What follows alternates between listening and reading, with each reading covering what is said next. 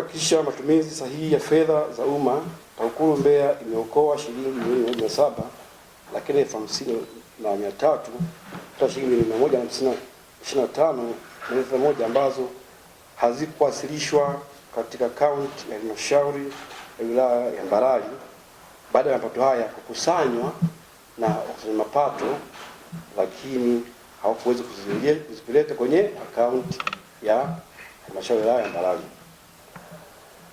Fedha hizi ziliokolewa na kurejelewa hapa inaonyesha kwamba lini mpaka lini. Mwezi Novemba tuliokoa jumla shilingi milioni 38, shilingi milioni 83,471,900 na kama nitapatia mwisho habari. Lakini mwezi Disemba tuliokoa shilingi milioni 67,900,600. Katika hatua nyingine, TAKUKURU imewezesha wananchi 20 wa mtaa wa Tosha Juu uliopo kata ya Iromba katika jiji la Mbeya kurejeshewa jumla shilingi 500,000 ikiwa kila moja alirejeshewa shilingi 25,000. Pesa hizo zilikusanywa na Bwana Alex Nyagawa ambaye anafanya shughuli za kandarasi kwa kutumia jina la biashara la Alex Electrical Contractor, zikiwa ni kwa ajili ya uunganishaji wa umeme majumbani. Na Bwana Nyagawa aliwashawishi wananchi hao wampatie fedha hizo ili awaunganishe kwenye huduma ya umeme wa bei nafuu inayotolewa na wakala wa nishati jijini REA kwa bei ya shilingi 27,000, huku akijua wazi kwamba hana uwezo huo na wala si mtumishi wa TANESCO Mbeya.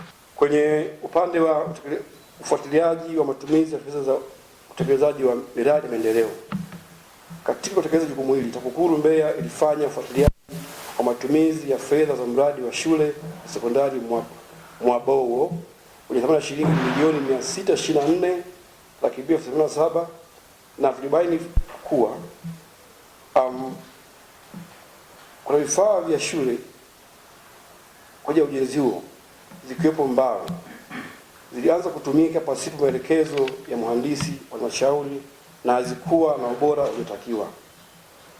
Hivyo baada ya ufuatiliaji huo, mbao hizo ziliondoshwa pale shuleni na kurudishiwa mkandarasi na kaleta mbao zingine ili ziendelee na kazi ambayo ilikusudiwa. Aidha, katika kipindi hiki TAKUKURU mkoa wa Mbeya ilifanya ufuatiliaji wa matumizi ya fedha ya utekelezaji wa miradi ya maendeleo 29 yenye thamani ya shilingi bilioni 12,111,154,886 na senti 41. Miradi mingine ilikuwa na mapungufu madogo madogo ambayo TAKUKURU iliwashauri watekelezaji wa miradi hiyo namna bora ya kurekebisha mapungufu hayo, na mapungufu hayo yalirekebishwa na miradi kutekelezwa kulingana na thamani ya fedha iliyotolewa. Uchambuzi wa mfumo.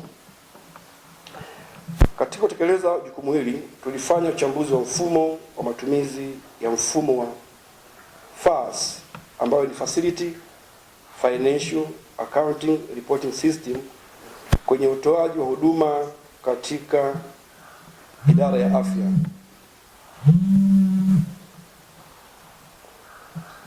Uchambuzi umewezesha kuwepo kwa mfumo wa ngao ambao unadhibiti matumizi ya nywila, password na jina la mtumiaji, username, ili kuweza kudhibiti matumizi yasiyo ya fedha kwenye vituo vya husika. Ilikuwa hivi, kulikuwa na uhuru, mimi naweza nikakupatia username yangu ukaingia kwenye mfumo ukaweza kufanya malipo. Malipo unafanya bila kuwa na control. Ile baadaye tubuni kitu kinaitwa OTP ambayo kila ukiingia kwenye mfumo unaletewa ile namba kwa wakati, ili kama unatumia jina mtu mwingine lazima yeye akupe namba ya simu ili uingie uweze kufanya malipo kwenye mfumo huo wa FAS. Aidha, katika kipindi hiki TAKUKURU mkoa wa Mbeya ilifanya chambuzi za mifumo 10 katika sekta za madini, maji, elimu, afya, mapato na maendeleo ya jamii, na pia vikao 6 vya kuwekana mikakati vilifanyika na kuendelea kufuatilia utekelezaji wa maazimio yaliyowekwa.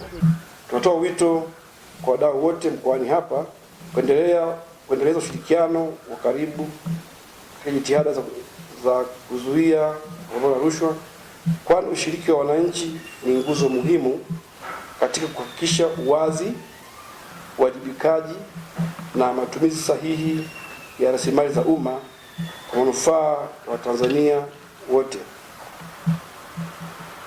Kuzuia rushwa ni jukumu lako na langu, tutimize wajibu wetu.